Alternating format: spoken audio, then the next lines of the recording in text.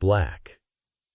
A hotel employee saves a baby from choking in the restaurant, only to be fired for disrupting service. The Luxe Grand Hotel rose majestically in the heart of the city, its shining exterior a symbol of its esteemed reputation. Inside, the ambiance exuded refined sophistication, featuring plush carpets, dazzling chandeliers, and impeccably attired staff moving with intent. The hotel's commitment to excellence was well recognized, and its strict adherence to service protocols was legendary. In the busy kitchen of the hotel's five-star restaurant, Darius Walker adjusted his crisp, white uniform and inhaled deeply. At 32 years old, he had been employed at the Luxe Grand for 5 years, gradually advancing from dishwasher to waiter. Darius took immense pride in his work, consistently striving to deliver the best possible service to the hotel's discerning patrons. Despite his commitment and talent, Darius often felt the burden of subtle racial biases and microaggressions from both guests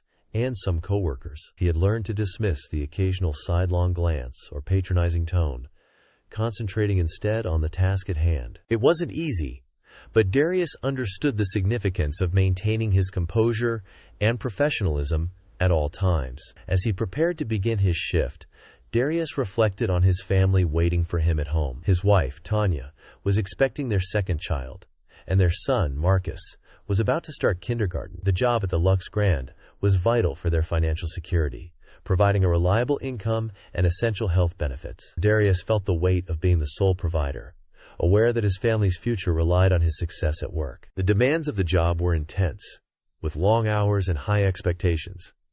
Darius often felt unappreciated, his dedication and hard work overlooked by management. He had witnessed less experienced coworkers receiving promotions and accolades, while his own contributions were taken for granted. Nevertheless, he persisted, motivated by his strong work ethic and the need to support his growing family. As Darius entered the restaurant, he sensed the energy in the air. Today was particularly busy, with several high-profile guests expected for lunch.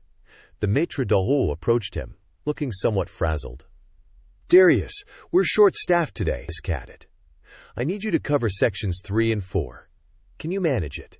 she asked, her tone leaving little room for decline. "Absolutely," Darius responded, concealing his apprehension about the increased workload. "I'll ensure everything runs seamlessly." With a nod, the maître d'hôtel hurried off to handle other matters. Darius scanned his assigned sections, mentally preparing for the upcoming challenges. He knew that even the slightest mistake could lead to complaints from demanding guests or criticism from his superiors. As the lunch service commenced, Darius found himself juggling numerous tasks at once. He deftly navigated between tables, taking orders, delivering dishes, and ensuring that water glasses remained filled. His warm smile never wavered, even when confronted with impatient guests or complex requests. At one table, a group of executives debated loudly over their business lunch, barely acknowledging Darius as he refilled their wine glasses. At another, a couple celebrating their anniversary requested a specific table arrangement, prompting Darius to quickly rearrange the setup, while other guests waited to be seated. Throughout it all, Darius remained focused and efficient. He anticipated needs before they arose, recalling small details about regular guests and making newcomers feel welcome. His coworkers, recognizing his skill under pressure, began to rely on him more heavily as the day progressed. As the afternoon wore on, the restaurant remained packed. Darius's feet throbbed, and his back ached from carrying heavy trays, but he pushed through the discomfort. He understood that any sign of fatigue or frustration could be perceived as weakness or incompetence, especially given the subtle prejudices he encountered daily. Just when Darius thought he had everything under control, he noticed a disturbance near the entrance. A well-dressed couple was being escorted to a prime table, their designer outfits and confident demeanor marking them as VIP guests. Following them, a young nanny struggled with a high chair and diaper bag, a fussy baby balanced on her hip. Darius observed as the family was seated, noting how the parents seemed more engrossed in their conversation than in their child. The nanny carefully placed the baby in the high chair, appearing flustered as she tried to settle the infant while staying out of the way of the busy waitstaff. With a sigh, Darius added the new table to his mental checklist. He knew that serving a family with a young child would require extra attention and patience, adding another layer of complexity to his already hectic day. But as always, he was determined to rise to the occasion and provide outstanding service to every guest in his section. As Darius approached the table with menus, He overheard snippets of the couple's conversation. They were discussing a significant business deal, their voices low but intense. The baby, sensing the tension, began to fuss louder, causing nearby diners to glance over with looks of annoyance.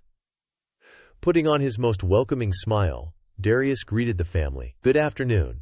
My name is Darius, and I'll be taking care of you today. Can I start you off with some drinks while you look over the menu?"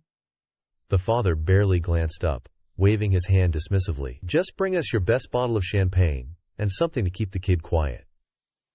Darius nodded, careful not to let his expression reveal any reaction to the man's curt manner. As he turned to fulfill the order, he caught the eye of the nanny, who looked apologetic and overwhelmed. With a subtle nod of understanding, Darius headed to the bar, his mind already racing with ways to ensure this table's needs were met without disrupting the rest of his section. The day continued at its frantic pace, with Darius moving swiftly between tables, balancing plates, and navigating the complex dynamics of the diverse clientele. Throughout it all, he remained vigilant, aware that any mistake could have serious consequences for his job and, by extension, his family's well-being. As the lunch rush began to wind down, Darius allowed himself a moment to catch his breath. He glanced around the restaurant, taking pride in the smooth operation he had helped maintain despite the challenges. Little did he know that his true test was yet to come, and the events that would unfold in the next few minutes would change the course of his life at the Lux Grand Hotel. As the afternoon progressed, Darius continued his efficient service, moving swiftly between tables. Just as he was about to move on to his next task, a flicker of movement caught his eye. He glanced towards the table where the well-dressed couple sat with their baby, Gage.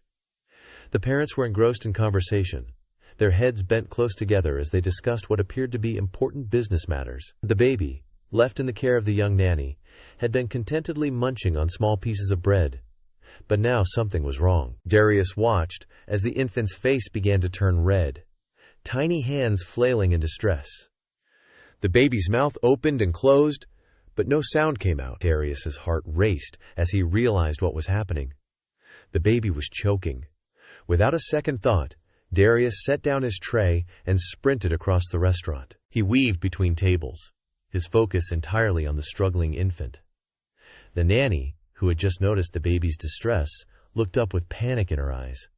"The baby's choking!" Darius called out, his voice cutting through the ambient noise of the restaurant. The parents, startled by the commotion, looked up from their conversation, their eyes widening in horror as they saw their child's face turning an alarming shade of purple. Darius reached the table in seconds. Without hesitation, he gently but firmly took the baby from the high chair. The mother half rose from her seat, her hand outstretched, but Darius was already in action. With calm precision, Darius positioned the infant face down along his forearm, supporting the baby's head with his hand. He delivered 5 quick back blows between the shoulder blades with the heel of his other hand. When this didn't dislodge the obstruction, Darius swiftly transitioned to the Heimlich maneuver for infants. He turned the baby face up on his forearm, supporting the head, and gave 5 quick chest thrusts with 2 fingers. The restaurant had fallen silent. Guests and staff alike watched in stunned silence as Darius worked to save the baby's life. The parents stood frozen, their faces a mixture of fear and helplessness. After what seemed like an eternity, but was only a matter of seconds, the baby gave a small cough. Darius continued the chest thrusts, and suddenly, a piece of bread shot out of the infant's mouth. The baby took a huge, gasping breath, followed by a loud wail that echoed through the quiet restaurant. The sound of the baby's cry was like music to everyone's ears, a clear sign that the danger had passed. Darius cradled the baby gently, patting its back as it continued to cry. He turned to the parents, who stood there in shock, their faces pale. "Your baby is okay now," Darius said softly, holding out the infant to its mother. The mother snapped out of her daze and rushed forward, taking her child with trembling hands. She clutched the baby to her chest, tears streaming down her face as she checked her child over. The father, still visibly shaken, stepped towards Darius, his earlier dismissive attitude gone, replaced by a look of profound gratitude. You saved our baby," he said, his voice cracking with emotion. "I don't know how to thank you." Darius nodded humbly. "I'm just glad I was here to help," he replied. The mother looked up from her child, her eyes meeting Darius's. "Thank you," she whispered, her voice thick with tears. "You saved our little girl's life. We can never repay you for what you've done." As the reality of what had just happened sank in, the restaurant erupted in applause. Guests stood from their tables, clapping and cheering for Darius's quick thinking and heroic actions. The father reached out and grasped Darius's hand, shaking it vigorously. "I'm John Johnson," he said, his voice steadier now. "This is my wife Sarah and our daughter Emily. What's your name?" "Darius Walker, sir," Darius replied, still somewhat overwhelmed by the situation. "Darius," John repeated, "you're a hero. If there's anything we can ever do for you, anything at all, please let us know." Sarah, still holding Emily close, nodded in agreement. "We owe you everything," she added, her eyes brimming with tears of relief and gratitude. The nanny, who had been watching the scene unfold with a mixture of horror and relief, stepped forward. "I'm so sorry," she began, her voice shaking. "I should have been watching her more closely." John held up a hand to stop her. "It's not your fault," he said firmly. "These things can happen in an instant. We're just thankful that Mr. Walker was here." As the initial shock began to wear off, other guests started to approach the table, offering their own words of praise and congratulations to Darius. He accepted their kind words graciously, all the while keeping an eye on the baby to ensure she was truly okay. Emily, now calm and breathing normally, looked up at Darius with wide, curious eyes. The color had returned to her cheeks, and she even managed a small smile. "May I?" Darius asked, gesturing towards Emily. Sarah nodded, carefully handing her daughter to him. Darius cradled Emily gently, smiling down at her. "Hello there, little one," he said softly. "You gave us quite a scare, didn't you?" Emily gurgled in response, reaching up to grab Darius's finger with her tiny hand. The simple gesture brought tears to Darius's eyes as the full weight of what had just happened hit him. John placed a hand on Darius's shoulder. "I don't know what would have happened if you hadn't been here," he said, his voice thick with emotion. "You acted so quickly, so decisively. Where did you learn to do that?" Darius handed Emily back to Sarah before answering. "I took a first aid course when my son was born," he explained. "I never thought I'd have to use it like this, but I'm glad I knew what to do." Sarah, who had been quiet up until now, spoke up. "Your son is very lucky to have you as a father," she said warmly. "And we're incredibly fortunate that you are here today." As the excitement began to die down, other staff members started to approach. They offered words of praise to Darius, clearly impressed by his quick thinking and bravery. Darius felt a mix of emotions: relief that the baby was safe, pride in his actions, and a growing sense of unease as he realized how much attention he had drawn to himself. In his experience, standing out wasn't always a good thing, especially in a place like the Lux Grand. Just as Darius was about to excuse himself to return to his duties, he saw Mr. Dawson, the restaurant manager, approaching with a stern expression on his face. Darius's heart sank. Despite the positive outcome, he knew that his actions had disrupted the carefully maintained atmosphere of the restaurant. As Mr. Dawson drew near, Darius straightened his posture and prepared himself for whatever was to come. He had saved a life today, and no matter what happened next, he knew he had done the right thing. John Johnson, noticing the manager's approach, stepped forward. "Harry, are you in charge here?" he asked, his tone suddenly businesslike. "I hope you realize what an exceptional employee you have in Mr. Walker. He just saved our daughter's life." Mr. Dawson's expression remained impassive. "I see," he said coolly. "Mr. Walker, may I speak with you privately for a moment?" Darius nodded, his stomach churning with apprehension as he followed Mr. Dawson away from the table. He could feel the eyes of the entire restaurant upon him. The Johnsons watched with concern, clearly sensing that something was amiss. As they reached a quiet corner of the restaurant, Mr. Dawson turned to face Darius, his expression unreadable. But there was a hardness in his eyes that made Darius brace himself for what was to come. Mr. Dawson led Darius to a quiet corner of the restaurant, away from the curious eyes of the guests. His face was stern, his lips pressed into a thin line. "Darius, Mr. Dawson began, his voice low and cold. "What you did today was completely unacceptable." Darius blinked in surprise. "Sir, Mr. Dawson held up a hand, cutting him off. "You disrupted the entire dining room. You caused a scene. You touched a guest's child without permission." Do you have any idea how many protocols you violated? Darius felt the chill run down his spine. He had expected praise, maybe even a commendation. This reaction was completely unexpected. But sir, Darius said, struggling to keep his voice steady. The baby was choking. I had to act quickly. Mr. Dawson's eyes narrowed. That's not the point. We have procedures in place for emergencies. You should have alerted security or called for medical assistance. Instead, you took matters into your own hands and created chaos in my restaurant. Darius couldn't believe what he was hearing. He glanced over at the Johnsons' table, where the family was watching the interaction with concern. Mr. Dawson, Darius said, trying to reason with his manager, there wasn't time to follow protocol. The baby could have died. That's not your concern, Mr. Dawson snapped. Your job is to serve food and drinks, nothing more. You're not a hero, Darius. You're a waiter who overstepped his bounds. The words hit Darius like a physical blow. He felt a familiar ache in his chest, one he'd experienced many times before when faced with subtle and not-so-subtle racism. I'm afraid I have no choice but to terminate your employment effective immediately, Mr. Dawson said, his tone matter-of-fact. Darius felt the blood drain from his face. You're firing me for saving a baby's life? I'm firing you for disrupting service, violating multiple protocols, and damaging the image of this establishment, Mr. Dawson clarified. We cater to a certain clientele here, Darius. They expect a particular atmosphere, a level of decorum. Your actions today shattered that illusion. Darius stood in stunned silence, his mind reeling. He thought about his pregnant wife, his son starting school, the bills piling up at home.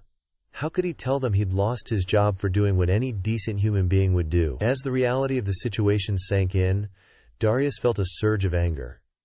He knew deep in his bones that if he were white, this conversation would be going very differently. Is it because I'm black? Darius asked quietly, his voice trembling slightly. Mr. Dawson's eyes widened in faux shock. Don't be ridiculous, Darius. This has nothing to do with your race. It's about maintaining the standards of this establishment. But Darius could see it in Mr. Dawson's eyes.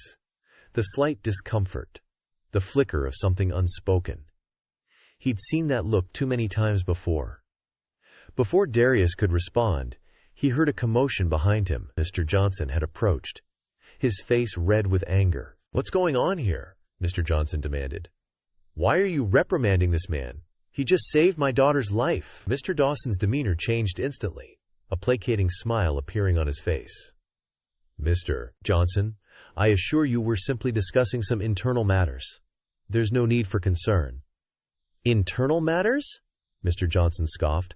This man is a hero. He should be getting a raise, not a talking to. Darius felt a mix of gratitude and embarrassment. He appreciated Mr. Johnson's support, but he hated being the center of this kind of attention. I apologize, Mr. Johnson, but I've just informed Darius that his employment here is terminated, Mr. Dawson said, his tone professionally detached. There was a moment of stunned silence. Then Mr. Johnson exploded. Terminated? Are you out of your mind? He shouted, drawing the attention of nearby diners. He saved my child's life, and you're firing him. Mrs. Johnson hurried over, still holding Emily. What's happening? She asked, her eyes darting between the three men. Mr. Johnson turned to his wife, his face flushed with anger. They're firing Darius for saving Emily.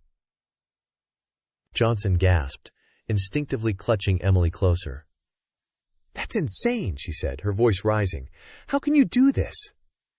Mr. Dawson looked increasingly uncomfortable. Please. Let's not make a scene. This is an internal matter. Internal matter? Mr. Johnson interrupted. This became our business the moment this man saved our daughter. You can't do this. Darius stood silently, overwhelmed by the situation. He felt humiliated, angry, and deeply hurt. The Johnsons' outrage on his behalf was touching, but it didn't change the fact that he was losing his job, a job his family desperately needed. I'm sorry, but the decision has been made, Mr. Dawson said firmly. Darius, please collect your things and leave the premises immediately. Darius nodded numbly, unable to find words. He turned to walk away, his legs feeling like lead. Wait, Mrs. Johnson called out. She handed Emily to her husband and approached Darius. We can't let this happen. There must be something we can do. Darius gave her a sad smile. Thank you, ma'am, but it's done. I appreciate your concern. As Darius walked towards the staff area to collect his belongings, he could hear the Johnsons arguing loudly with Mr. Dawson. Their words faded as he entered the back room, the reality of his situation hitting him full force. He opened his locker, staring at the few personal items inside. A photo of Tanya and Marcus smiled back at him. How was he going to tell them? How were they going to manage? Darius felt a lump forming in his throat. He had always prided himself on his professionalism, on rising above the subtle prejudices he faced daily. But this, being fired for saving a child's life, felt like a crushing blow. As he changed out of his uniform for the last time, Darius couldn't shake the feeling that his race had played a role in Mr. Dawson's decision. Would a white employee have been fired for the same actions? The thought made his stomach churn. Darius emerged from the staff area, his personal belongings in a small bag. The restaurant had largely returned to normal, but he could see the Johnsons still engaged in a heated discussion with Mr. Dawson near the entrance.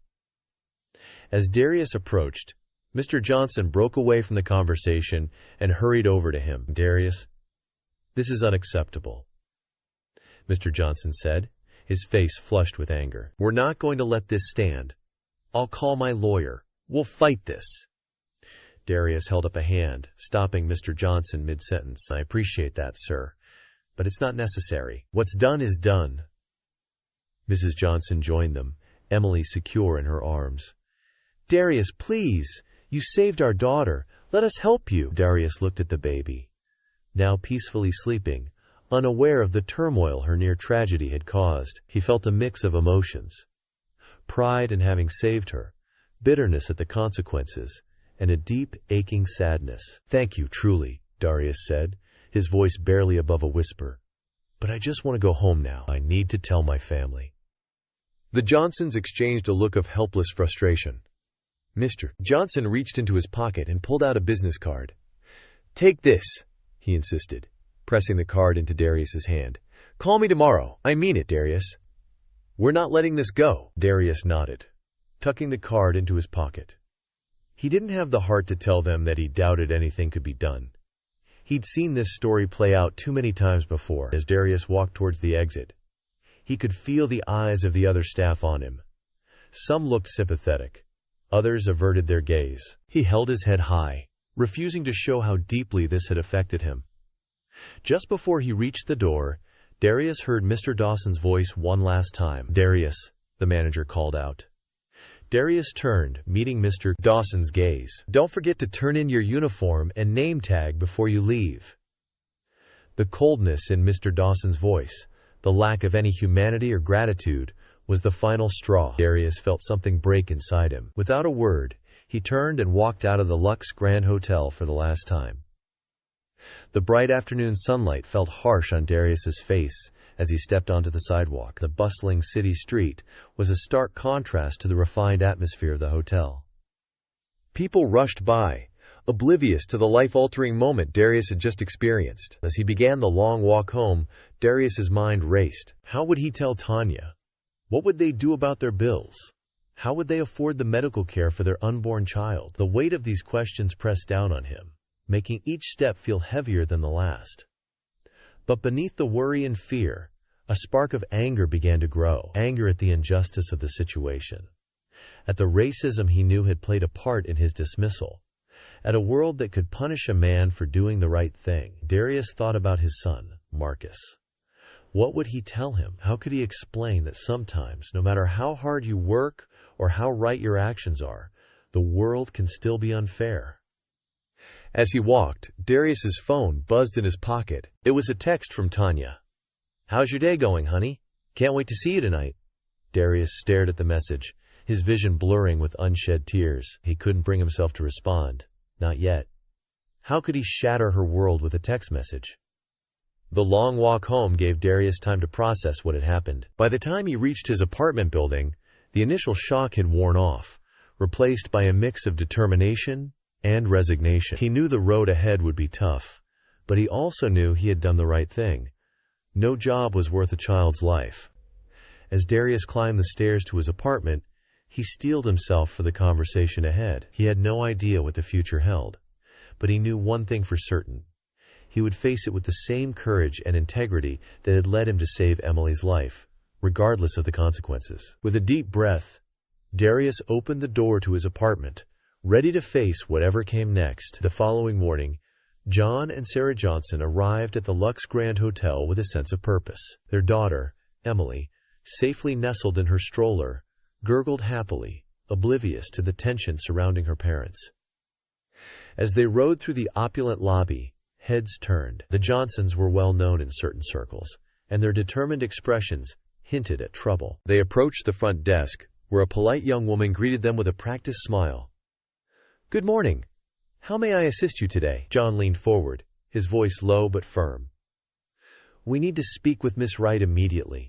It's urgent." The receptionist's smile faltered slightly. "I'm afraid Miss Wright is very busy. Perhaps I could schedule an appointment for later this week?" Sarah stepped forward, Emily in her arms. "This can't wait," she said, her voice trembling with barely contained emotion. "A grave injustice occurred in this hotel yesterday, and we demand it be addressed now." The receptionist looked uncertain, her eyes darting between the Johnsons and her computer screen. "Let me see what I can do," she said, finally reaching for the phone. Now, after a hushed conversation, the receptionist looked up. "Miss Wright can spare a few minutes. Please follow me." The Johnsons were led to an elevator and up to the top floor of the hotel. They emerged into a tastefully decorated corridor that led to a set of imposing double doors. The receptionist knocked softly, then opened the door. "Mr. and Mrs. Johnson to see you, Ms. Wright." Evelyn Wright sat behind a large mahogany desk, her steel-gray hair perfectly coiffed, her suit impeccable. She looked up from her computer, her expression a mixture of curiosity and annoyance. "Mr. and Mrs. Johnson," she said, rising to greet them, "to what do I owe this unexpected visit?" John stepped forward, his jaw set. "Right, we're here about an incident that occurred in your restaurant yesterday. An incident that ended with a heroic employee being unjustly fired." Miss Wright's eyebrows rose slightly. "I see. Please have a seat and tell me more." As the Johnsons settled into the plush chairs opposite Miss Wright's desk, Sarah cradling Emily, John launched into their story. He recounted the events of the previous day.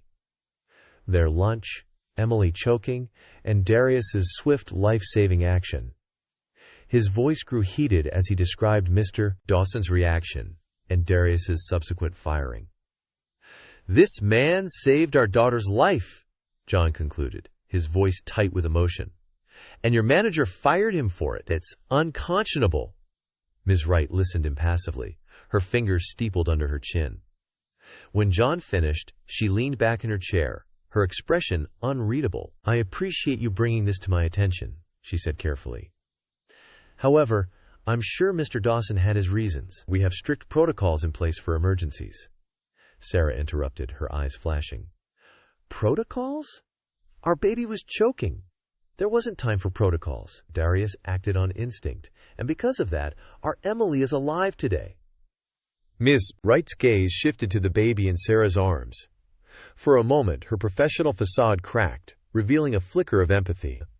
"I understand this is an emotional situation for you," Ms. Wright said, her tone softening slightly. "But I can't simply overturn a manager's decision without proper investigation." John leaned forward, his voice low and intense. "Then investigate. Review your security footage. Talk to your staff and other guests who were there. You'll see that Darius did nothing wrong. In fact, he went above and beyond his duties."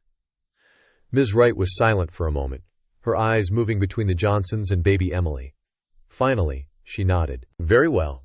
I'll look into this matter personally, but I can't promise anything." "That's all we ask," John said, some of the tension leaving his shoulders.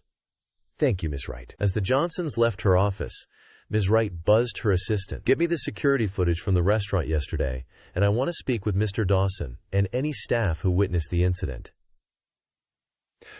Over the next few hours, Wright immersed herself in the investigation.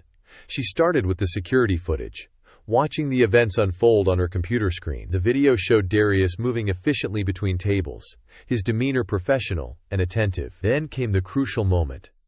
Darius noticing the baby in distress, his sprint across the restaurant, the life-saving maneuver. Wright watched it several times, her frown deepening with each viewing. She could see no fault in Darius's actions.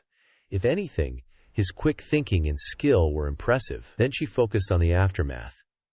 She observed Mr. Dawson's approach, his body language hostile even before he spoke to Darius. The racial undertones were subtle but unmistakable. The way Mr. Dawson positioned himself, the dismissive gestures, the clear power dynamic at play. Man, Ms. Wright sighed heavily, pinching the bridge of her nose.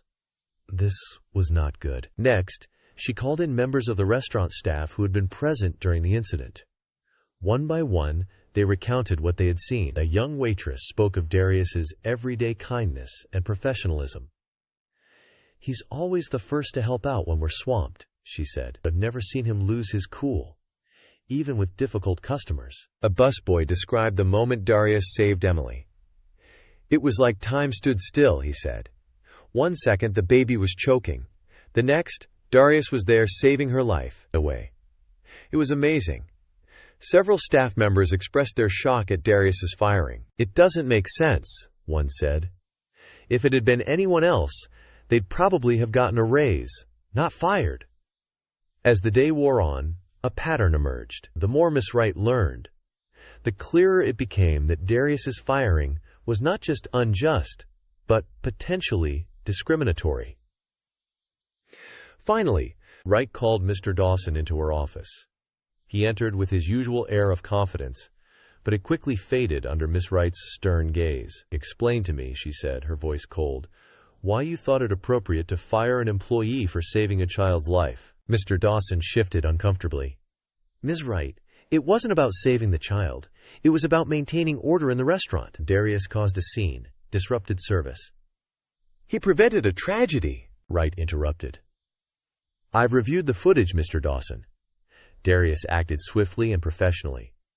"The only disruption I saw was your overreaction." Mr. Dawson's face flushed. "But the protocols." "Sometimes, Mr. Dawson, human life takes precedence over protocols," Ms. Wright said sharply. "But I suspect this isn't really about protocols, is it?"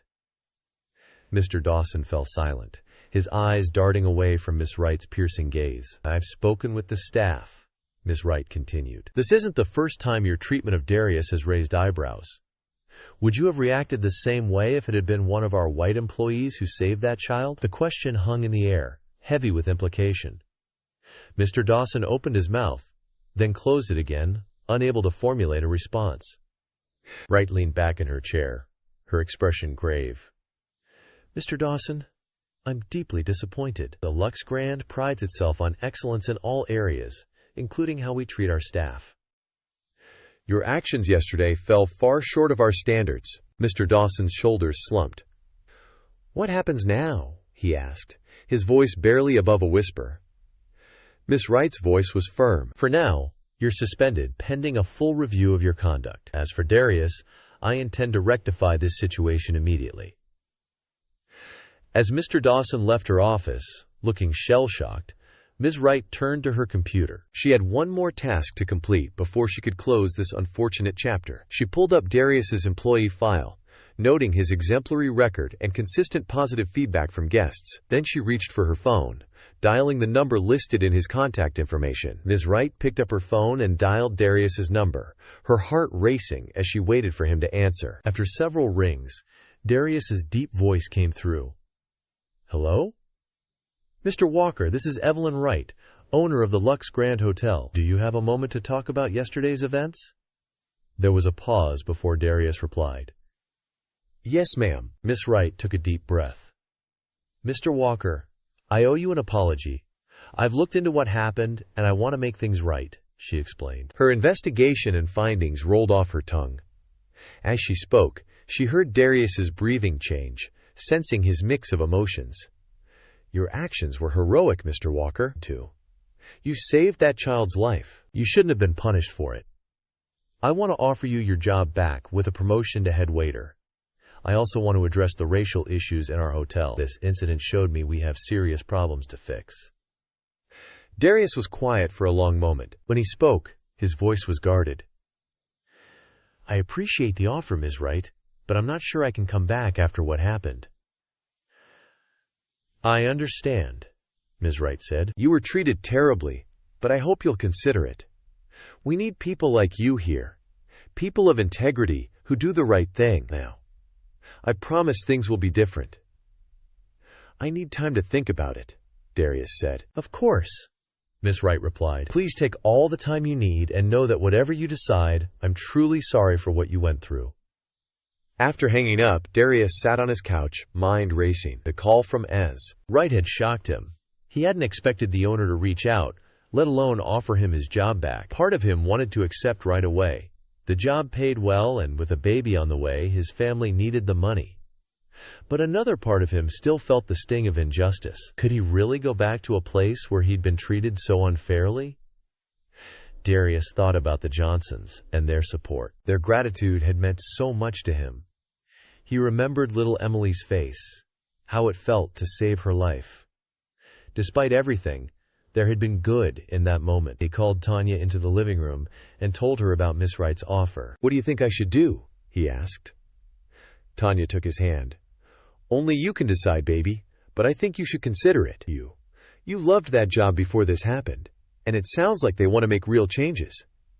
Darius nodded slowly. You're right, but I'm scared it'll happen again, that nothing will really change. Then make sure it does change, Tanya said firmly. Tell them what you need to feel safe there. Make them earn your trust back. Darius thought about her words. She was right. If he went back, he could push for real change. He could be a voice for other workers facing discrimination. Next day, Darius called Miss Wright back. I've thought about your offer, he said. I'm willing to come back, but I have conditions. Of course, Ms. Wright said. What do you need?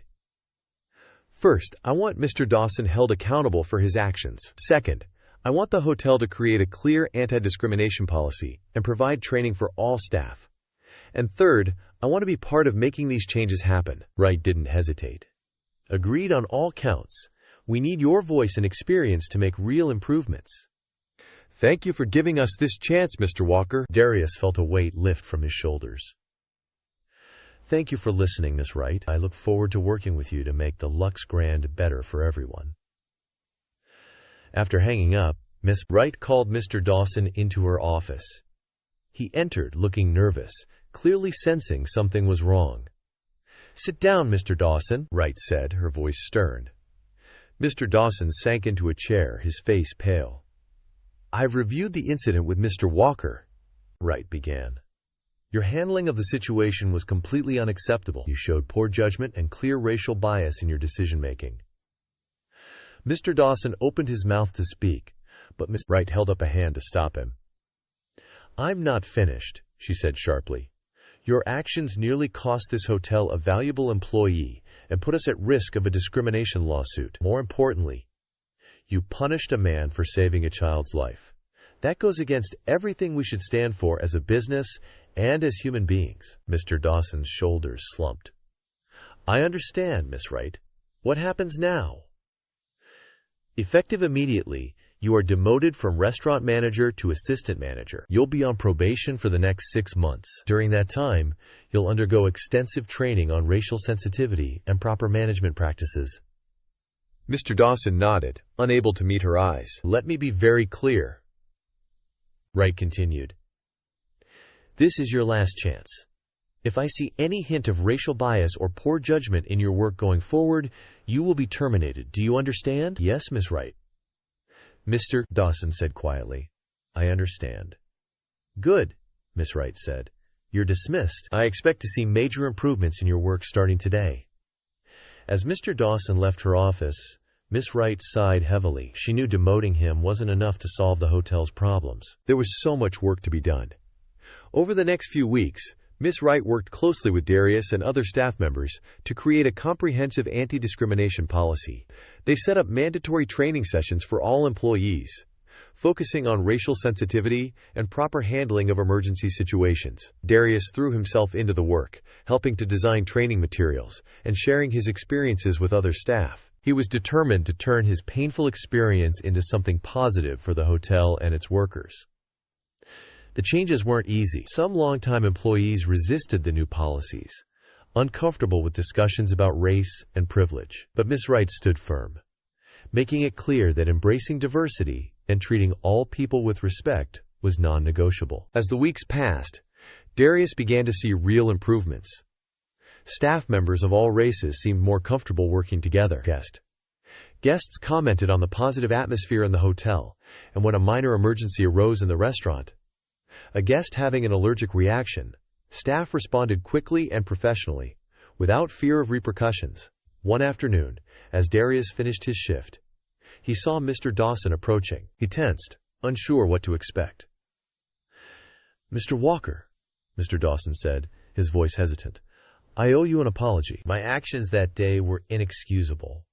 I let my biases cloud my judgment, and I hurt you deeply in the process. I'm truly sorry."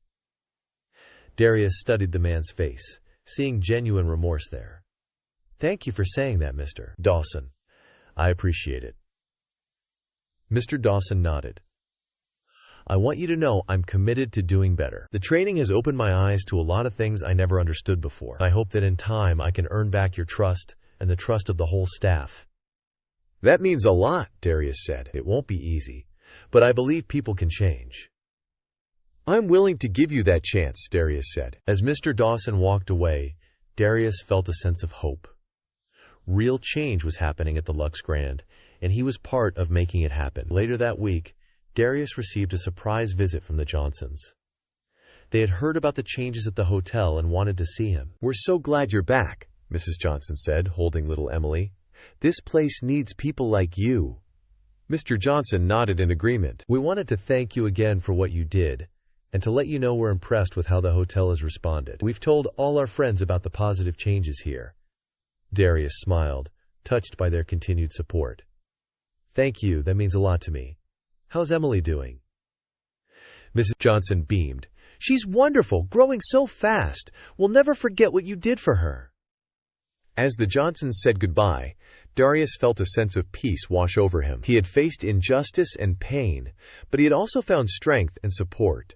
He had turned a terrible situation into an opportunity for positive change. Looking around the bustling hotel lobby, Darius felt proud of what he had accomplished. The Lux Grand wasn't perfect, but it was becoming a better place for its workers and its guests, and he was an important part of that transformation. As he headed back to work, Darius held his head high. He knew there would be more challenges ahead, more work to be done, but he was ready to face whatever came next, confident in his ability to make a difference.